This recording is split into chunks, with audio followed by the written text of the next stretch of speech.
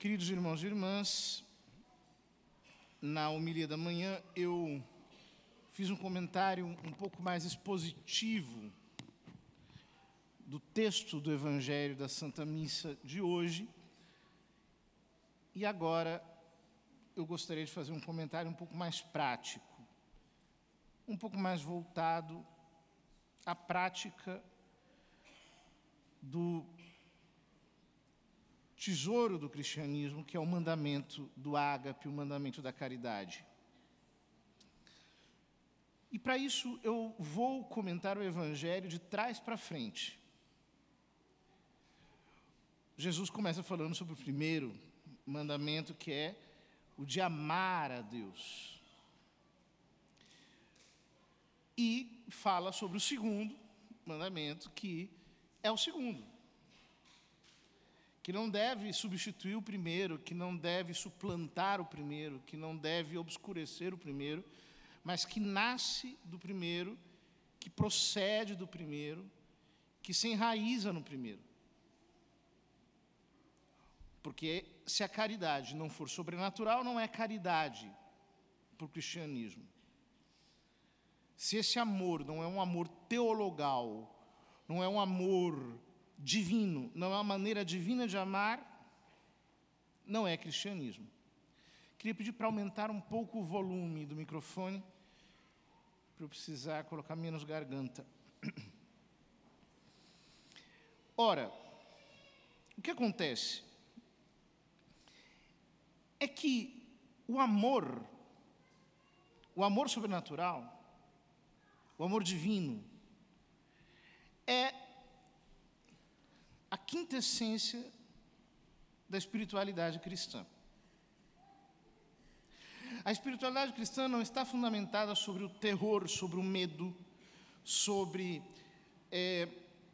um tipo de reverência baseada na aterrorização da pessoa. No Novo Testamento, Deus se revela como amor.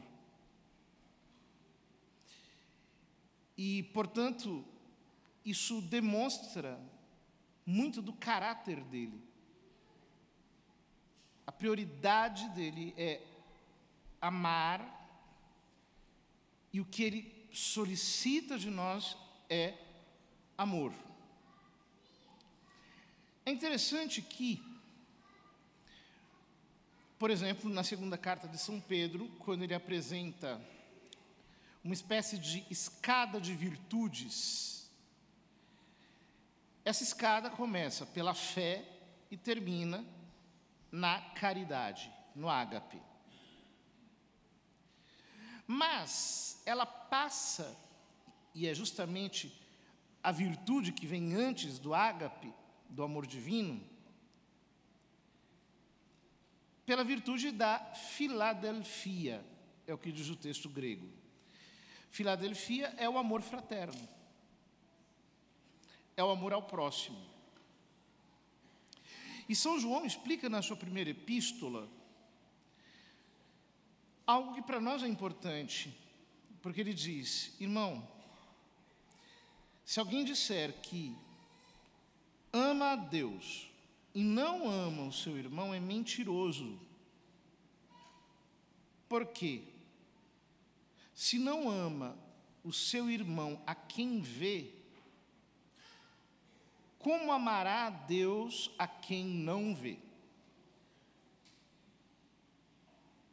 Note que Jesus, no Evangelho de hoje, como eu explicava um pouco mais detalhadamente de manhã, faz uma espécie de inversão. Os 10 mandamentos que Deus entregou a Moisés, boa parte deles eram mandamentos negativos. Não terás outros deuses diante de mim. Não farás para ti imagens de ídolos, etc. Não falarás o seu santo nome em vão. Depois, não matarás. Não adulterarás. Não furtarás. Não cometerás falso testemunho. E muitas vezes nós introjetamos esse tipo de moral. eu não mato, eu não roubo, eu não prejudico ninguém, eu não causo nenhum dano, eu não leso ninguém, portanto, está tudo bem. Porque eu me limito a não fazer o mal. Só que o que o Senhor coloca para nós do Evangelho de hoje é muito mais do que isso. Ele diz: amarás. E, a partir do Evangelho de São João, das suas epístolas, da segunda epístola de São Pedro, nós podemos entender que esse preceito de amar o próximo, preceito positivo, ou seja, eu tenho que me empenhar por amar, por querer bem, por ter para com o próximo sentimentos de ternura, de afeto. Esse mandamento é imprescindível para que nós possamos chegar ao amor divino. Mas aí você me pergunta: padre, como assim chegar ao amor divino? Quando nós fomos batizados, Deus não infundiu em nossos corações a fé, a esperança e a caridade? Sim. Sim, Ele fez isso. Porém, é muito interessante. Hoje eu lia um texto de um padre da igreja, um padre grego, chamado Diádoco de Foticeia. Maravilhoso. Estou terminando de ler um livro dele. E ali ele explica isso de uma maneira como eu nunca vi tão bem explicado. Ele diz que, quando nós somos batizados, quando nós somos regenerados, Deus coloca em nós a sua imagem. Assim como um pintor, quando vai desenhar um quadro, ele primeiro faz os traços, ele primeiro faz os contornos, ele primeiro faz o desenho na perspectiva da linha, e depois ele começa a pintar. Então ele diz: Deus, quando nós fomos batizados, Ele coloca em nós a sua imagem, mas apenas quando a nossa alma se levanta para Ele e nós começamos a obedecê-lo com amor, apenas quando nós começamos a cooperar com a sua graça, apenas aí é que Ele começa a fazer em nós a sua semelhança, com a nossa cooperação. E aí vão aparecendo as cores, vão aparecendo as pinceladas divinas. Ele vai fazendo com que nós nos tornemos conforme a imagem do seu Filho.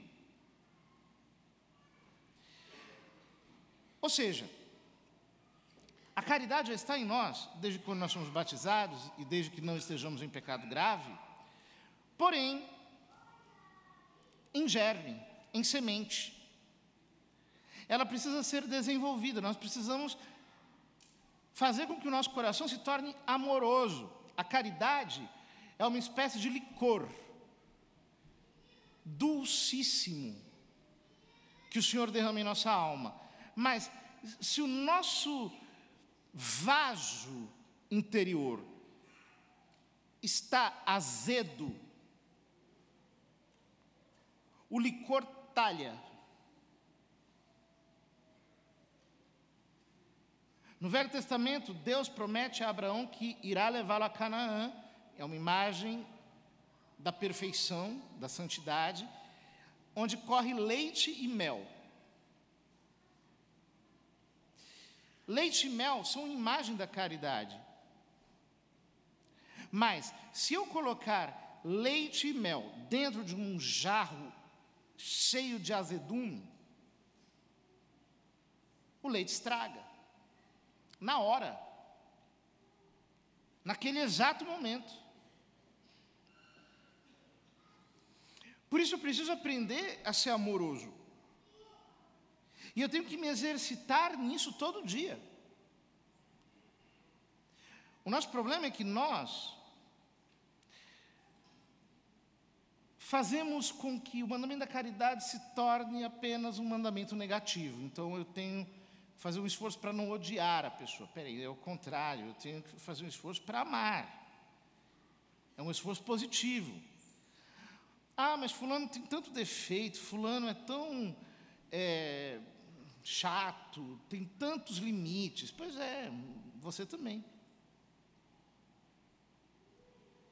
Eu tenho que aprender a colocar as pessoas diante de mim, enxergando o lado bom que elas têm para amá-las, para depositar nelas amor, porque isso me enobrece, isso me torna semelhante a Deus, porque, como diz Jesus no Sermão da Montanha, Ele faz chover sobre maus e bons, e faz o sol brilhar sobre justos e injustos. E quando Ele diz, portanto, sede perfeitos, como o vosso Pai Celeste é perfeito, Ele está falando disso, amai os vossos inimigos, fazei o bem aos que vos perseguem, e assim sereis filhos do vosso Pai que está nos céus. Então, o mandamento positivo de amar exige de nós uma adaptação psicológica. Em primeiro lugar, e aqui eu queria apenas, sobre o amor ao próximo, tocar em 2 pontos. A virtude começa no pensamento. Se eu não tenho pensamentos de caridade, eu não vou amar o próximo. Em outras palavras, você precisa parar de pensar mal dos outros. Este é um exercício que nós temos que fazer todos os dias. Temos que aprender a abater os nossos juízos temerários. Temos que aprender a render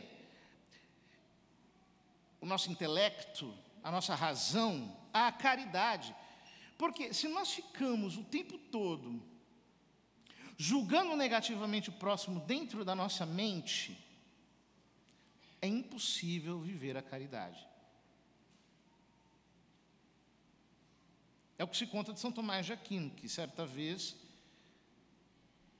ele foi vítima de uma pequena brincadeira dos frades, em que disseram-lhe que havia uma vaca voando. Ele foi à janela para ver a vaca voando, todo mundo riu da cara dele, e aí ele disse, bom, eu prefiro acreditar que tem uma vaca voando do que um frade mentindo. Ou seja, eu preciso fazer o esforço para não pensar mal dos outros.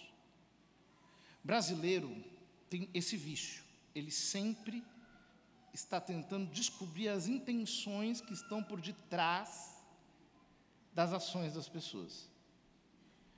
E, por causa desse vício psicológico, ele acaba se tornando extremamente prevenido, suscetível, influenciável, porque o pensamento é um pensamento oposto à caridade. E, como a boca fala do que o coração está cheio, nós também precisamos vigiar nossas palavras. O Salmo 39, 38 diz, vigiarei minhas palavras a fim de não pecar com a minha língua. E no Salmo 141, o salmista diz, ponde, Senhor, uma guarda em meus lábios, uma sentinela em minha boca. Por quê?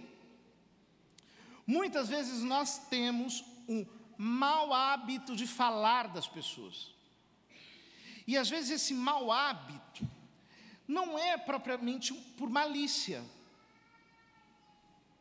É uma espécie de hábito, às vezes, de família.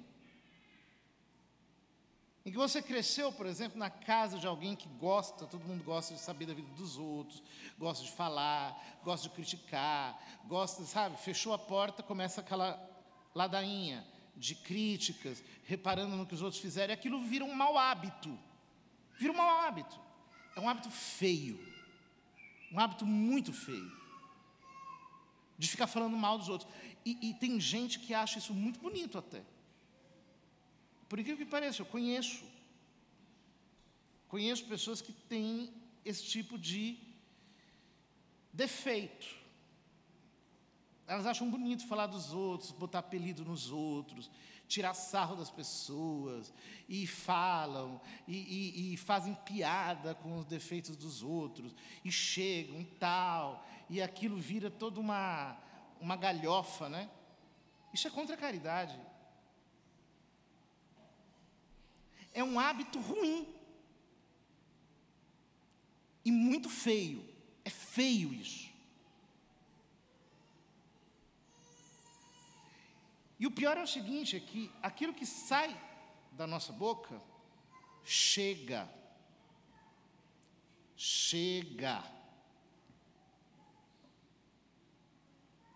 As pessoas falam. Começa o telefone sem fio. Sempre existe o isqueiro, né? Que é o fulaninho que leva e traz e que cria contendas, se aproveitando, por exemplo, de desabafo, tudo para ela. Cria-se uma contenda, porque você não vigia a sua boca. Começa a colocar uma vigilância nos seus lábios. Vamos parar de falar mal dos outros? É um exercício. Deu aquela vontade de falar, de criticar? Você precisa exercer uma autocensura.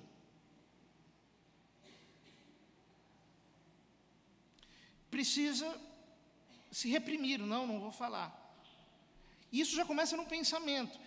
Por exemplo, uma pessoa fez alguma coisa errada. Tenta pensar bem. Coloca lá, por exemplo, ele foi um momento de fraqueza, deixa para lá, não vou levar isso a sério.